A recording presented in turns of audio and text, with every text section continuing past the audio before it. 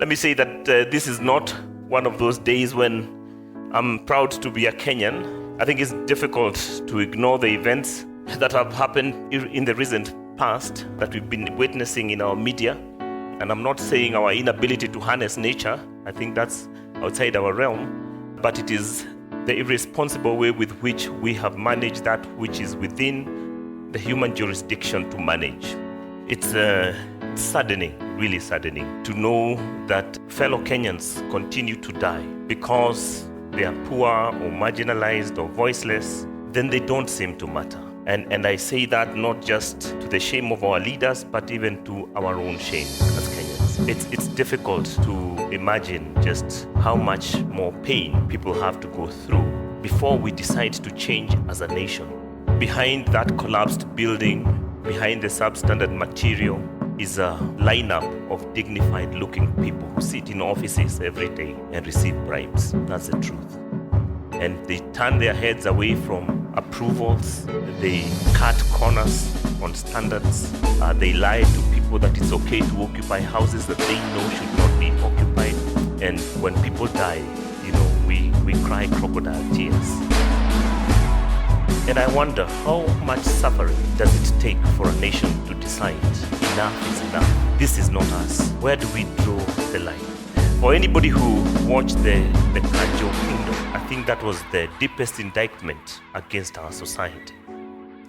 And my wife and I talked about it for many hours. And we said, how can it be that a section of Kenyans live like this, hustling for daily bread, doing everything that they can just to survive, and a man in uniform who's supposed to be a servant leader waits to extort, and not just to extort, but to maim and to stab and to kill?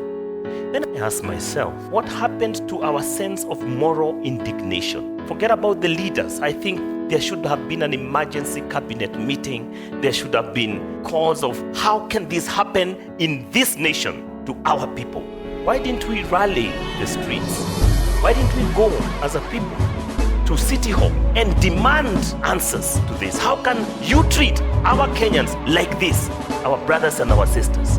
And sorry to say, but I thought we are the real Al-Shabaab. At least when Al-Shabaab carries a terrorist act, I don't take it personally because we don't know each other. But when it is a brother, a sister, somebody you grew up with, they know you by name, they are known by the authorities, and they walk the streets free, maiming and killing and extorting. Who is the real Al-Shabaab? It's us.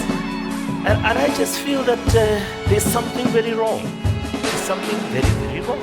And so I don't take it seriously when I see politicians lining up Kenyans to go and bring down the gates of IEBC. Why didn't they do it for the Kenyans who are dying, trying to eke a living, where there's no political agenda?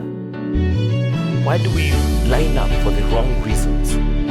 Where is our sense of moral indignation when life is being snuffed out of the Kenyans? Jesus said this to his generation. He says, to whom shall I compare this generation?